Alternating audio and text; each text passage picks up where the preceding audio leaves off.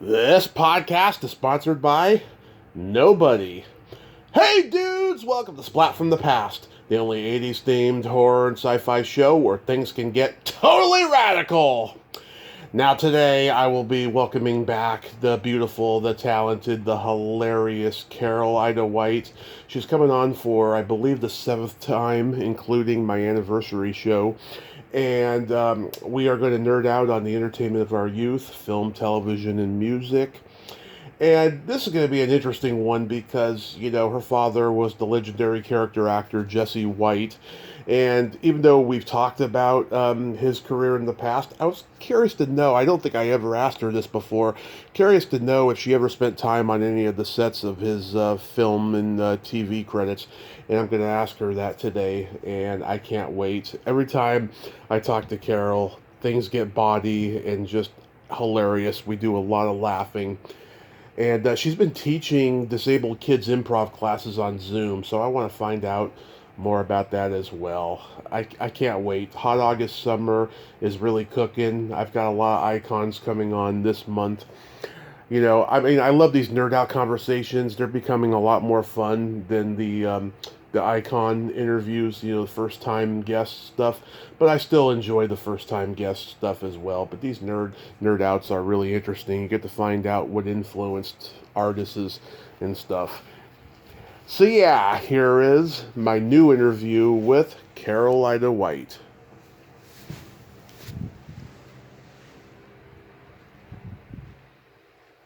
Hello. Hey, Carol, welcome back. How are you, hun? Thank you. I am good, or don't get me started. Yeah, I totally get it. You know what I mean, honey? I usually say I can't complain, but don't get me started. I know exactly. Billy Crystal invented that. Don't get me started. Exactly. Ooh. So, going back in time, do you remember the first movie that impacted you as a child? Well, let's see. I think the very first movie my parents ever sent my sister and I to when we were little kids was Man in a Gray Flannel Suit. Gregory Peck, yeah. Oh, my Lord. But, of course, I was about 8 and she was about, 6. So it didn't really, it's not really a kid's picture. Right. But let's see. Let me think about this. I think the first movie that made a real impact on me, and God bless you if you sneeze, it was about a young black woman who could pass for white, and she was always denying that her African-American mother was her mother. I know the movie. I can't think of the title, but yes, right? I know what you're talking about. Yeah. And the saddest scene, her mother passes, and there's a big funeral like they do in New Orleans with, a carriage and horses, and it just tore my heart out. I should really look up the name of that movie, but probably your listeners will go, oh, yes, that was... I remember the name now. I Passed for White. I Passed for White. No, yes. That wasn't it. You sure? Well, it was 1960. It was, let's see, I'm going to look it up right now. Because James Whitmore did Black Like Me in 1964. Right? Yeah. Oh, I'm going to find the name of this movie, babe. I'm going to get the name of it because the woman who was on Peyton Place, Barbara Perkins, she made a remake of the movie. Barbara Parkins is her name. I see. And she was known for Peyton Place and Valley of the Dolls. Yep, the Kremlin letter. Yeah, and she is not being listed here. Anyway, enough of this. What genre did you gravitate toward the most? Was it comedy mostly? Not really. Although I saw every Jerry Lewis movie. Yeah, same here. My parents used to record them for me when I was at school, and when I came home, my grandmother made homemade French fries, so I had homemade French fries and Jerry Lewis movies to look forward to. Oh man, my dad was in maybe a couple of them, I think. It's Only Money, I think, was the one that he was in. That's right. Man, you're good. Yeah. You're It's funny. good. It's funny, I never saw that one. I remember my parents were gonna tape it. I think they forgot that day, but I never saw it. It's one of those rare ones that you can't find. Oh, that's interesting. Very interesting.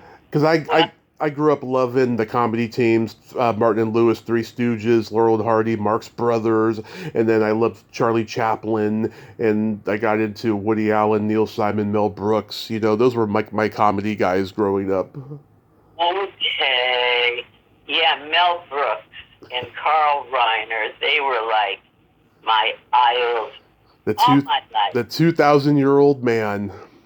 That's right. That's right. Boy, you're really a comedy aficionado, as they say. Yeah, I'll tell you, Carl Reiner and Sid Caesar did that routine, Professor Ludwig von Spacebrain, and when I was probably 10, me and my friend, we did the routine. I taught him how to do it in like 5 minutes. We did the routine for our class, and it got a big laugh. That is so cool. Yeah. So cool. Wow. Well, Carl Reiner was an active part of my youth because his daughter Annie was my best friend since the 5th grade. Right. And so I was always over at their house. If there's one thing we do a lot of, it was laugh and laugh and laugh. Whew. Yeah, and of course Rob, he's only like a couple years older than you, right? Yeah, he was a senior when we were freshmen. Yeah. But when I sleep over at their house, of course, he was always there, and he was usually there with Albert Brooks, who back then we called him Albert Einstein. Yeah, because Bob Einstein's his brother. Everybody knows him as Super Dave Osborne. Right? God rest his sweet soul. Yeah. Oh, he was on Gilbert Gottfried's podcast shortly before he died, and he was whispering because his throat was that bad, and he was hilariously funny in that whisper, I'll tell you. Oh, man. Yeah, the two of those brothers, just brilliantly funny, you know. Yeah, and they're two different guys too, you know. They're their own original guys. Exactly. Bob Einstein did a sketch comedy show with John Biner, who I've interviewed. It was a very raunchy show. It was on Showtime. It was, what was it called? Bizarre. And they got away with stuff that even Benny Hill couldn't get away with. It was so bad. I love it. Yeah, John Biner, boy, what a great comedy mind that was. Yeah, the way he would do Dean Martin for the Ant and the Aardvark cartoon. Yeah. So funny. Your dad worked with so many comedy geniuses. Did you ever get to be on set with him? Oh, sure. He took me to the set when he was working with Danny Thomas on Make Room for Daddy. Mm-hmm. And when he was on the Ann Southern show, I'd get to go down there. Right. And he'd take me to the set. He did Circus Boy. Circus Boy with Mickey Dolenz. Exactly. That was the one I really wanted to, go down and see Mickey Dolenz. It was so exciting. I interviewed his younger sister a few years ago. I was a Monkees fan growing up. I loved Davey. I always had a crush on him. Oh, yeah. All of us did, didn't we? I've met one person who didn't. She was like, Davey wasn't cute. He had that bad haircut. Oh, yeah, right. I remember now. He had like a little bowl haircut. I thought he was cute with it, though. Yeah. Did you have any movie crushes? Always Marlon Brando and Paul Newman. Always. That's interesting. Yeah, because they both came up at the same time at the Actors Studio. Yeah, Brando. Oh my God, when he was young, I mean, he was just the best. And then just as he got older, his movie role choices were just so out there and weird. Godfather, baby. Yeah, and he did Apocalypse Now and just all these different weird kind of roles and stuff. But before that, when he's doing On the Waterfront, that's just one of the most beautiful movies ever made. Right? And what was the biker movie? The Wild One. The Wild One, yeah. The first time I saw the box cover, I thought he was Elvis. It's easy to understand, yeah. He had that same kind of huge, bigger-than-life persona that Elvis had. Yeah, the black hair and everything. Yeah, Lee Marvin was in that, and Jerry Paris long before the Dick Van Dyke Show. Really? Yeah, you knew him, right? Yes, I did. Jerry was in it as an actor, huh? Yeah, Lee Marvin's in there, and yeah, it's a great movie. My biggest old Hollywood movie crush was Cary Grant.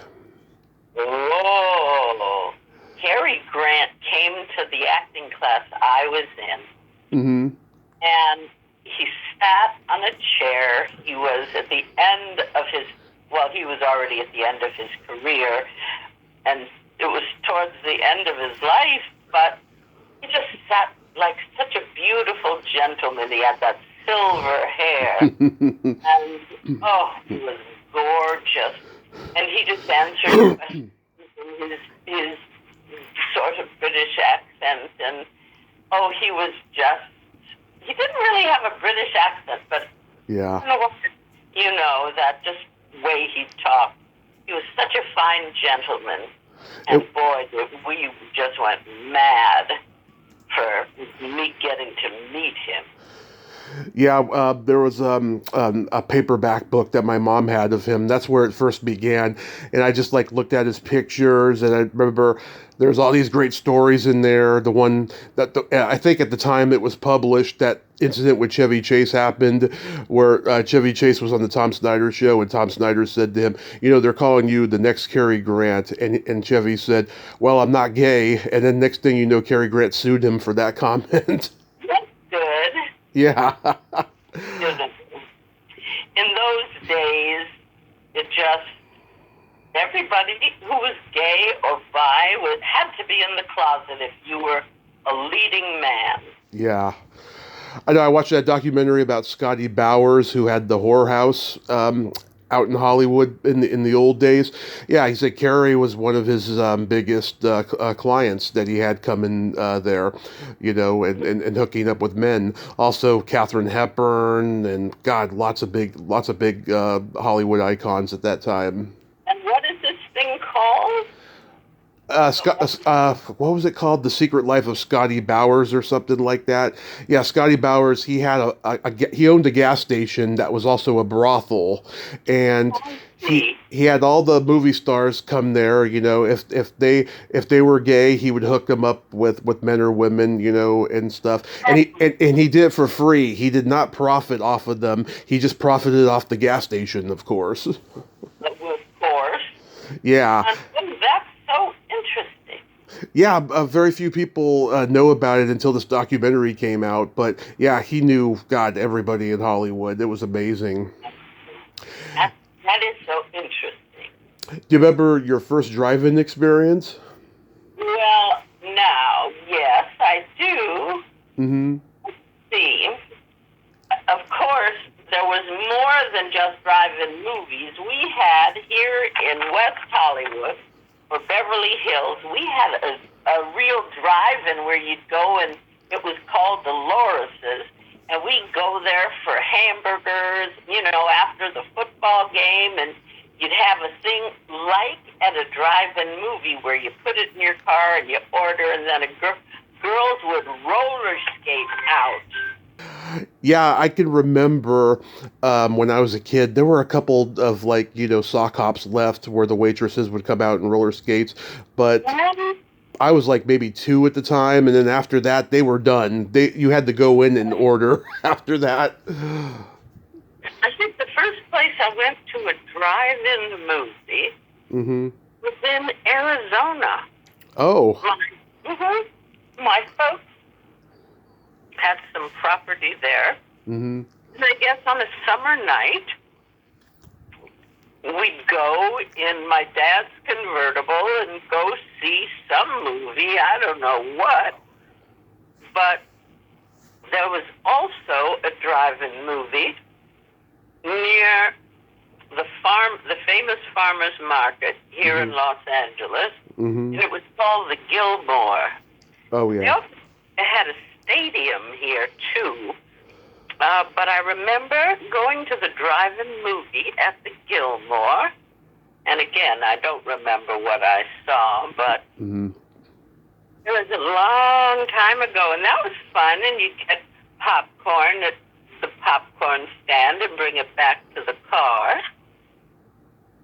Yeah. And in the car next to you, a couple would be making out. Yeah. Suddenly.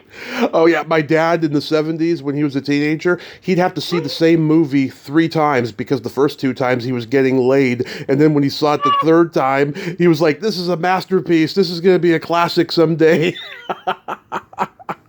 Oh, my Lord. That happened. Yeah. That's what drive-ins were for back in those days. You betcha. You betcha. Did you go to the Pantages Theater a lot? Say it again. Did you go to the Pantages Theater a lot? I did go to the Pantages Theater. Not all that much, but special occasions, maybe a premiere or trying to think what was the last. I saw a children's movie at the Pantages. I'm trying to think of what it was. And, I went to all those theaters on Hollywood Boulevard, in Westwood, the Village, and the Bruin. And there was a theater called the Fairfax. And, we used to go to the movies all the time. And there was a movie theater called the Beverly, right on Beverly Drive in Wilshire, in Beverly Hills. And that's where I saw a man in a gray flannel suit. Yeah. And they would have big premieres there. And it was very glamorous. They have torn it down and turned it into a hotel. So, there. Wow. Yeah, Terry Bolo used to work at the Pantages. Did you say Terry Bolo? Yeah. Oh. I love her talent, and she's a lovely girl. Yes, the absolute best. She's my unofficial auntie. I love her so much. Oh, that's good. That's good. She's so talented, so funny. Yes, very funny. Let's see. What else? So television, like, did you grow up watching, like, the squeaky clean, wholesome sitcoms of the 50s, like Leave It to Beaver and all of that? Of course. Television was our babysitter. Mm-hmm. My mom and dad would be going out every night, practically, and we would be left home with the maid. We don't call them maids anymore, the housekeeper. Mm-hmm. And me and my sister would watch, everything on TV in the 50s. Of course, we'd watch everything my dad was on. I was always afraid to watch 77, Sunset Strip. Yep. Because I thought strippers were on the show. I'm sure you like the strippers, Carol. Well, I was a little bit, I don't know, I just was afraid of that. But then I saw Edd Kooky Byrnes. Mm-hmm. And he became like, I was in love with Edd Kooky Byrnes. Kooky, lend me your comb. With Connie Stevens sang that song, and it was a big hit on the radio. And one night, after a Chinese dinner in Beverly Hills, my dad, again, we're driving in his convertible Cadillac, and we're turning a corner, and who's standing on the corner? But Edd Kooky Byrnes. Yeah. And we pull over. I don't know if I told you this story, but No. we pull over, and my dad goes, Ed, and he goes, Jesse. And I'm like, and I was maybe 8 years old. Me and my sister are in the back seat, and he goes, this is my wife, Simi, my daughter, Janet, and my eldest, Carol. And I stood up and went, Kooky, Kooky, lend me your comb. And I did the hand motions, and my father was mortified. And because later he said, Carol, I'm a professional, and you are the daughter of a professional. Yeah. And because I stood up and I danced in the back of the car for Kooky Byrnes. Love it. It was like, oh, no. Yeah. But anyway, and I was in love with Ricky Nelson. I watched Ozzie and Harriet. Yep. Oh, my God. And I heard Harriet had a mouth on her, and if you went to her trailer, she would most likely be telling you dirty jokes and engaging locker room talk with you. oh, really? Yes. Well, I would know. Yeah, a few people I know who guest starred on there told me, yeah, she had quite a mouth on her, but she was a sweet lady. You know, she was that image that you see on the screen, but she used a lot of foul words. Well, you know, that's okay. She brought us so much joy. But I was in love with Ricky Nelson. And he would sing, I'm a traveling man. Made a lot of stops. You know, that would be me. I love the Everly Brothers. Yep. And man. And I was thinking Sonny and Cher. Yeah.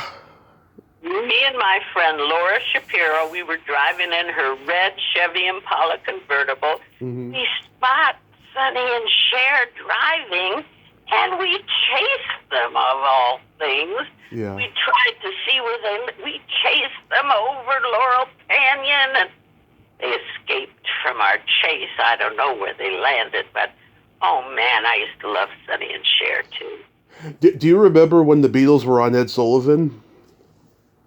My darling, do I remember? I certainly do. Yeah. And not only do I remember, Yeah.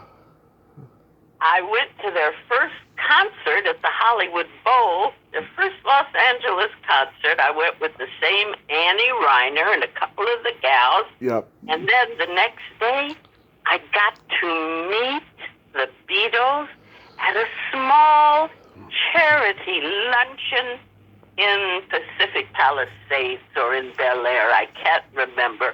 We stood online. I have pictures of me shaking hands with Paul McCartney.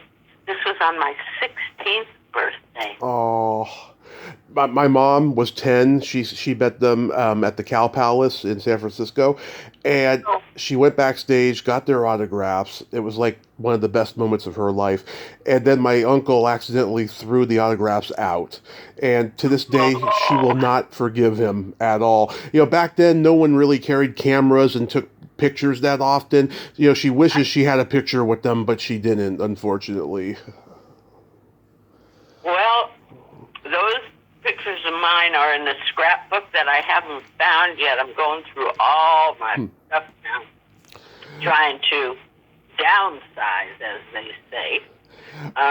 Yeah. Some of the best things so interesting.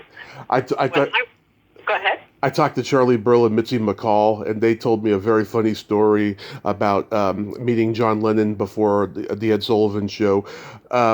They were at the Coca-Cola machine backstage, and Lennon obviously saw them. So then he's knocking on their door a few minutes later, and he's like, "Excuse me, I need a Coke for Ringo." And they didn't know who Ringo was yet, right? So like Mitzi was like, "A Coke for Ringo? What's that, a Jewish holiday we don't know about?" I love that story. I love Charlie and Mitzi.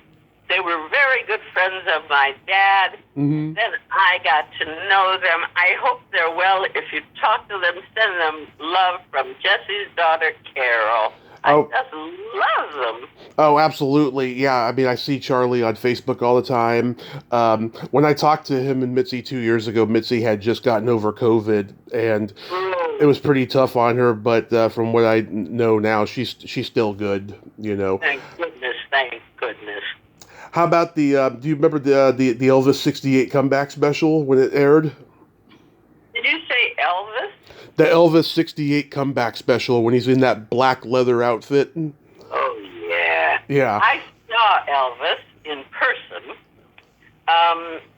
I'll tell you, my mom and her sister Honey and her sister Tootie used to love to go to Vegas to gamble and see Engelbert Humperdinck, they called him Engie, and Elvis. And they would take me and my sister to the Elvis show. We must have seen him 3 times.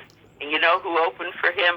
Who? First time was Ike and Tina Turner.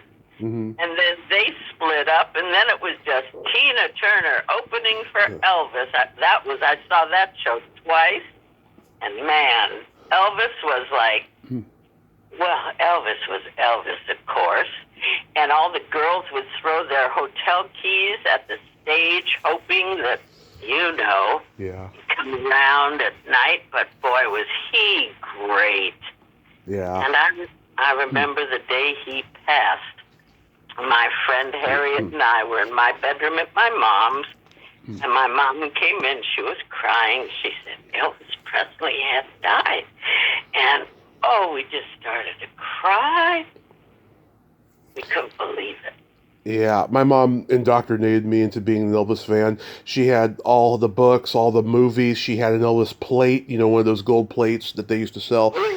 I got one year for Christmas. I got her an ornament of Elvis and the Hound Dog when he was on, what was it? What, Milton Berle show, something like that back in the day. What was that called?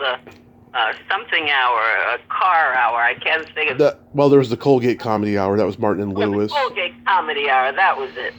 Maybe, it was maybe that. And my mom just started uncontrollably laughing when she saw it. She thought it was the cutest ever. Oh, I'm so glad you're close with your beautiful mother. I lost my mom August 5th, 20 years ago, and you know, a few days ago, I was just. Her sweet memory consumed me. She was my inspiration, that mother of mine. She wanted to be an actress, you know, but my dad said, no, only one star in the family. Oh, God.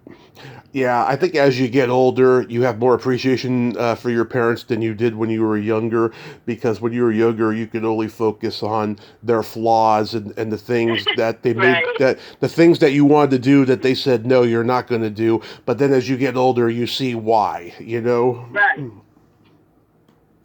Oh, I wanted to bring up you and the Harvey Lembeck people did a sketch on the Carol Burnette Show. How was that? That was my very first professional job. Mm-hmm. And that was so exciting.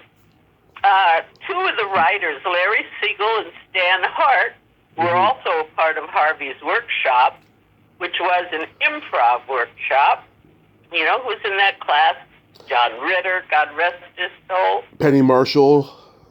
Al Molinaro. Robin. Wow, yes, so many. Lynn Stewart. What was William Christopher in the class? And William Christopher. And he and Carol Burnette and her husband come down to the workshop, and she just loved watching us do the improv.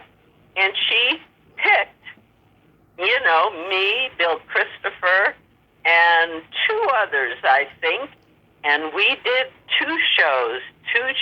We did improv, and it was like beyond exciting for me. Number one, to be working near Carol Burnette, my hero, my idol, and just to be able to join AFTRA was the union then, and God, it was great working with Bill Christopher, who was Father Mulcahy on MASH. Yeah.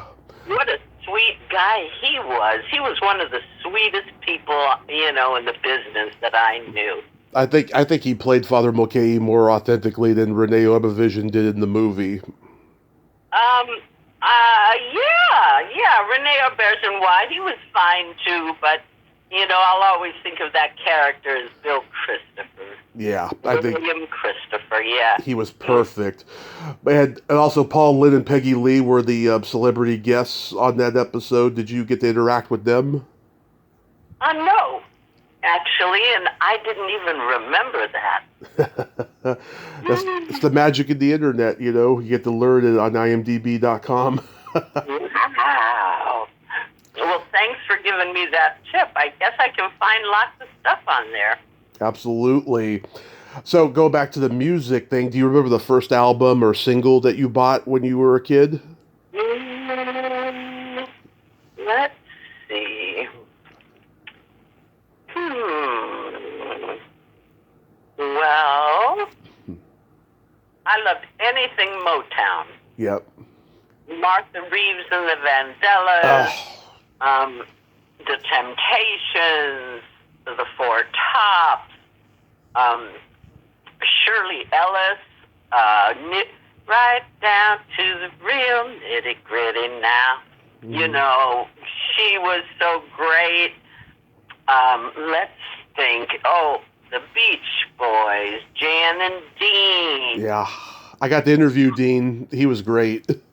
Oh, really? How great was that? He was fantastic. I mean, we talked a long time.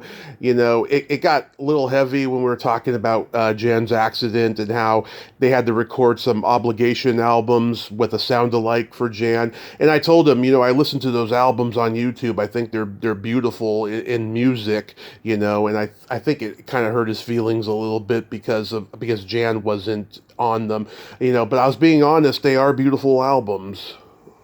Yes. I remember that day of that accident, honey. Yeah. I remember it. And, Dead Man's Curve, that was like famous when I was a teenager. Mm-hmm. Coming around Sunset Boulevard and passing by UCLA, there was one curve that they called Dead Man's Curve. And so many accidents. So many people killed there, but anyway. Do you know who produced their very first single, Jeannie Lee? Mm-mm. Or I'm sorry, Baby Talk was the one I'm thinking of. Baby Talk was produced by Lou Adler and Herb Alpert. Oh, really? Yeah. Mm. Yeah, they were just starting out in the business at the time. And, of course, Lou Adler went on to open the Whiskey and the Rainbow, and, of course, Herb Alpert, A&M Records. And then he had, his huge career with Spanish Flea, Right? He produced so many things. And he had a studio, a big recording studio. I'm trying to think if it was on La Brea. I mean, I remember it. A&M Records, passing it 1,000,000 times, Yeah. And of course, Jerry Moss just passed away. His partner in A&M, he passed away recently. So was the Beatles your first concert? Yes.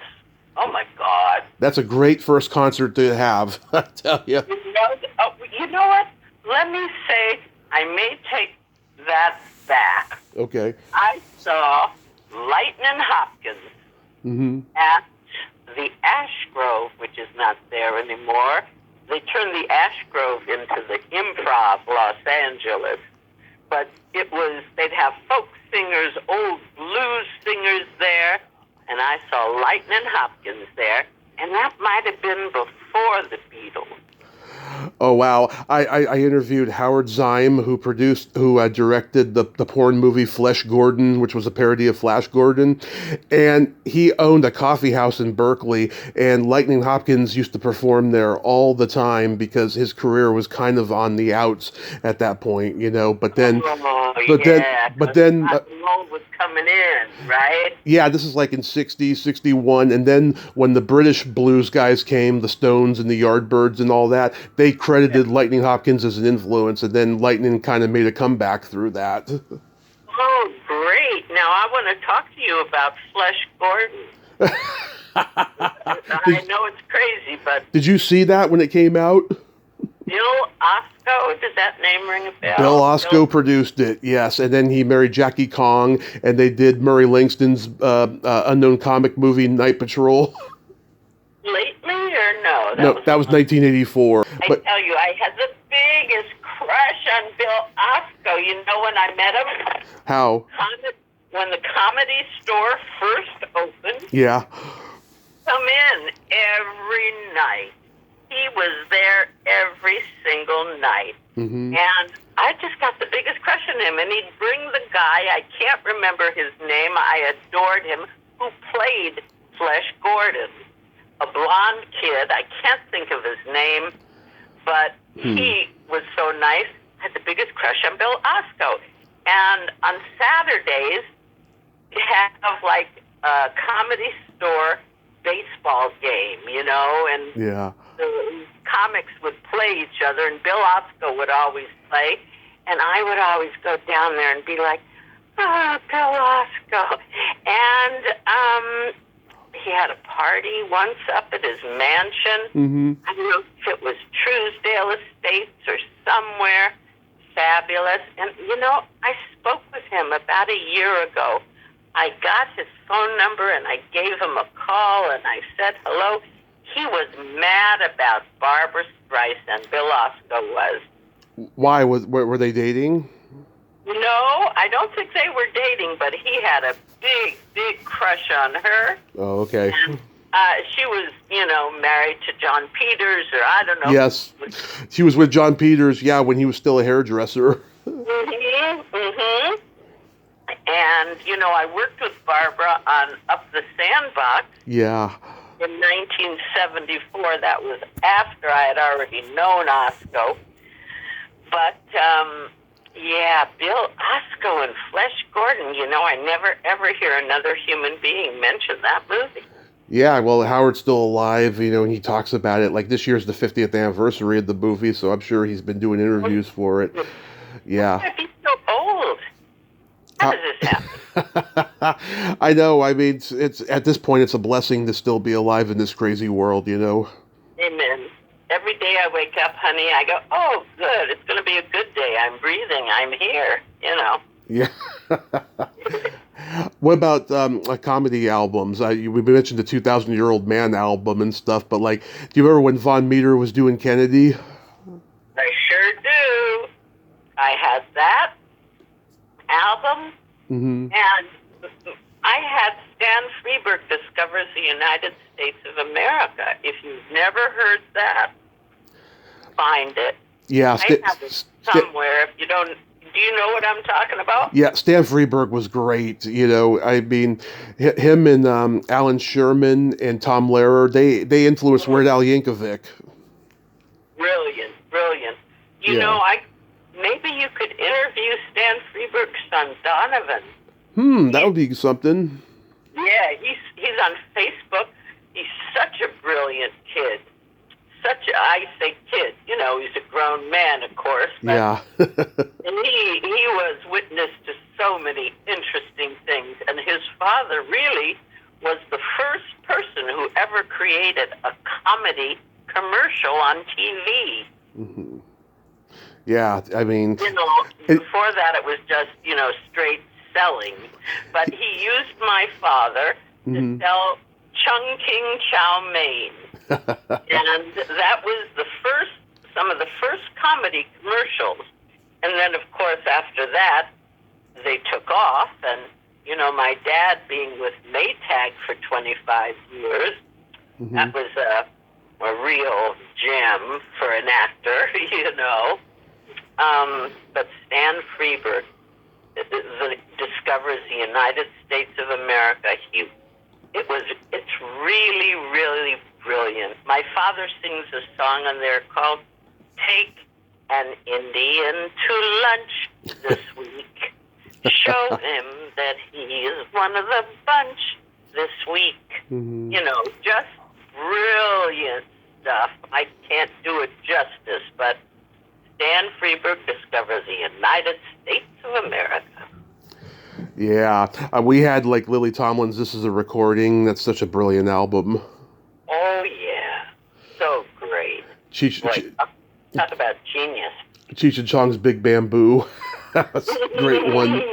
I love Cheech and Chong. I got to talk to Tommy Chong a few years ago, and I asked him maybe 4 questions, and he told me all these stories. The hour flew by fast with him, I'll tell you. We had a Richard Pryor album, but there was no cover. We only had the jacket, so I don't even remember which album it was. Well, he was brilliant, Richard Pryor. So brilliant, my God. He'd come into the Comedy Store every once in a, you know what I mean? Mm-hmm. And let me think of the guy that was his best friend who was in the Comedy Store. Paul Mooney. Paul Mooney, you got it, babe. Everybody knows Paul Mooney at the Comedy Store. Even people who are just getting there now, they know who Paul Mooney is because he's like one of the most celebrated comics that place ever had. That's right. It was just the place to be. It was the place to be. There was just, oh my God, when I go in there and I see all those pictures on the wall of people that I didn't even know were comics, it's so amazing just what history that place has. Right. Yeah, I mean, even that dwarf actor, Corky Hubbard, he was there. There's a picture of him on the wall where he's like holding onto a girl's legs. Oh my God, yeah. Yeah, I mean, a lot of people were there back in the day. So tell me about the kids' Zoom classes that you're doing these days. Oh, well, my friend, who you could interview, he's fantastic. His name is David Zimmerman. I know that name. Yeah, he created something called Meet the Biz. Mm-hmm. And it is a acting workshop for otherly abled actors. And the first one I did was 10 years ago or more, probably much longer, but I would go and talk to these wonderful young actors, and we'd do improvs, and they'd ask questions about, how to get into the business, and it was just the greatest thing. And he has continued with this, and he has taught young, otherly abled actors, and they do movies and TV shows, and he'll go on set with them to be their support and help them learn their lines. He's amazing. So he has this class called Meet the Biz. So many big stars, so many huge stars have come and talked to these kids. They're not kids, they're young adults, about the business, because everyone who wants to perform should have the opportunity and should be encouraged, and that's what David Zimmerman does. And you know who he's very good friends with? Barbra Streisand's sister, Rosalind Kind. Oh yeah, I saw her on someone's show recently. Yes, and you should interview her. Oh, that's a possibility. I'll tell her all about you, and hopefully you'll get an interview with her. She is so kind and amazing, but she always goes to Meet the Biz and works with the kids. But it was on Zoom. And you know what we did today? I do improvs with them. Maybe there are 30 people on the Zoom call. Mm-hmm. I said, okay, here's what we're going to do today. Who would you like to meet? What celebrity or great person, living or past, would you like to meet? Mm-hmm. So one person says Kamala Harris, someone says Harry Potter, someone says Miley Cyrus, and So then I say, and who would you, they pick someone in the class to be that celebrity, and then they do a little improv, Yeah. And it just fills my heart with joy to be able to participate with these actors, these young actors. That is so wonderful that you're giving back like that. I'm curious, when you're on a Zoom call with like 30 people, is there a ton of technical difficulties? Do people disappear for a little bit and then come back? No, none at all. No? None at all. They pretty much perfected it. Because I've seen a few of those. I've seen a few of those conversations on YouTube where there's all these people on Zoom, and then you lose one or two for a little while, and then they come back. Sometimes someone has a problem with their computer, they log off, and then they come back, but not too often. Yeah. And then I have a couple of writing groups I go to on the Zoom, and and it's a pleasure during the COVID. My God, it saved my life. Oh, and the painting classes I go to on Zoom all the time. Yeah, that's so awesome. Do you have any upcoming acting roles? Well, I just did. You will not believe this. Have you ever heard of something called a vertical film? The vertical film? Yes, you can imagine what it is. It's a film or TV series for TikTok. Yeah. And I worked on a little series, and I played the grandmother, and who passes away on camera. And that's the first time I ever did that. And my little grandson, this 10-year-old boy, the finest actor, he would cry real human tears at every single take. I said, kid, you are going to be a star. I've never seen a grown-up can do that. Little tears would roll down his face. He was so wonderful. Anyway, each segment's about 2 minutes long. Maybe they come out once every few days. I'm not sure how it works. It's a whole different kind of an industry, Tommy. Oh, yeah. That's right. And I did another short a few weeks ago, and let me think of what I played in that. La, la, la, la, la. Oh, yes, I was the nosy neighbor who was angry with, oh no, I wasn't angry. I was in love with one of his friends, this tall Chinese man who was very handsome. One of my usual man-chasing roles. Yeah. So I'll let you know when that's going to be released and what venue. Maybe they'll submit it to festivals. I don't know. Tommy, they don't pay me very much for those things. Yeah. They don't pay me hardly anything. But I don't care. I just love working, and I love working with young artists. It's so exciting to continue to be able to work. It's extraordinary, and because you're still so talented and so brilliant, it's no wonder that you're getting all these great gigs. Well, thank you, honey. Thanks a million. That means a lot coming from you, honey pie. Of course. I'll send you your check for $5 for savings. I wanted to bring something up real quick. I connected my friend Greg with you a few years ago to do an interview, and I saw the interview. You told Greg that you were my first lover. Let me tell you. Oh, no. Let me tell you something, Carol. If I could, sorry to reveal it. if I could go back in time, I would have loved to have my virginity taken by you, because I had my virginity taken by my high school guidance counselor, and no.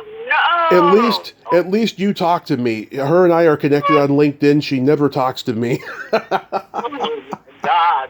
I wonder if the statute of limitations has run out. You could, I was 18, so I was already 18. It was graduation night and everything, so it wasn't a statutory rape situation or nothing.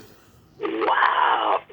That is a wild story. You should write a short movie, and then they'll make it into a long movie. It's in the works, Carol. It's in the works. I've been working on my memoir on and off for 3 years now, and I've got a lot of stuff in there. I mean, a lot. I've had a crazy 41 years on this earth. I look back and I go, oh my God, how did I have time? You know? Right?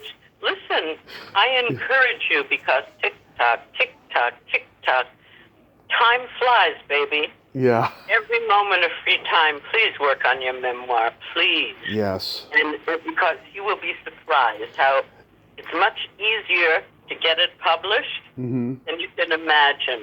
It's a trend now, you know. I mean, everyone's writing books these days, and I think they're doing it partially because, you know, they're going on the meet and greet circuit, and they're just tired of answering all the same questions. So now they can say, here's a book for you, you know. But it's like it's like partially that, and it's also partially because we're in the selfish generation because we got the internet and we got the means to be selfish now. It feels. Yes, isn't that right? Isn't that right? But Yeah. I'm hoping that Kamala Harris as president, things are going to slowly and beautifully turn around. I haven't felt this hopeful for our country in such a long time, and I hope to. I hope it's her. My nephew worked for her. Oh yeah. When she was the California Attorney General In San Francisco. He's a young lawyer, Yeah. and he worked in her office for 2 years and said she's so honest and so ethical, and he really enjoyed working in her office. So I'm just all jazzed about it and get women's rights back. Thank you very much. I hope to God, yes. I've been so scared. I've been scared mainly since COVID happened, but I've never been this scared in my life. I hope everything turns around. Amen. Me too, sweetie pie. Me too. I'm so happy you asked me to do this show again. I always will because you're a gem, Carol. Just a true gem. And like usual, I have a few jokes for you. Oh yes, I'm all ears, Bubba. Okay, what kind of meat does a priest eat on Friday? What kind of meat does a priest eat on Friday? None. Oh my God. That's a nun pun. Oh my Lord. Well, Why did the blonde have a bruised belly button? why did the blonde have a bruised belly button? Because she has a blonde boyfriend. Oh no. That's really funny. Yeah. That's so funny. I hope you wrote that joke. Oh no, it's like probably a century old by now. Oh no. And of course, where have I been? I didn't hear it. Oh, that's a funny one, honey. Thank you, Carol. I love you. Thank you for nerding out with me today, and enjoy the rest of summer, and keep inspiring those kids and everybody that comes your way. You're an angel, Tommy, and I'm happy to talk to you any day of the week. Stay well, stay happy, kiss your mother, and give her a hug for me. I and sure we'll will. talk again soon. How's that? Yes, and also happy early birthday. I know it's a few weeks away. Oh, thank you, thank you. Well, I'm getting younger, like, what's that movie that Brad Pitt was in, where he gets younger and younger every year? I don't know, but I'm thinking of Dorian Gray. I'm like Benjamin Button, getting younger and younger every year. Benjamin Button, yes. Yeah, I love you, Tommy. Stay well, please. I will. Bye-bye, sweetheart. Love you, Carol. Bye-bye. Love you, bye. Well, there you have it. Carole Ita White. Ain't she a sweetheart? Oh my God, what a great lady. What a great conversation that was, like usual. I just love talking with her. She's so funny. And I'm so glad we got to talk again, and that she's helping kids and aspiring them to be who they are and find their place in the entertainment industry in a healthy and safe way, because being a child actor is fucked up. And I hope many of those kids wait till they're 18 to pursue the industry. Oh my God, I've talked to a lot of kid actors who didn't turn out so good, but I'm glad Carol is putting them on the right path. Well, until next time, this is Tommy Throwback Kovac saying there's no shame in living in the past because the present sucks. Later, dudes.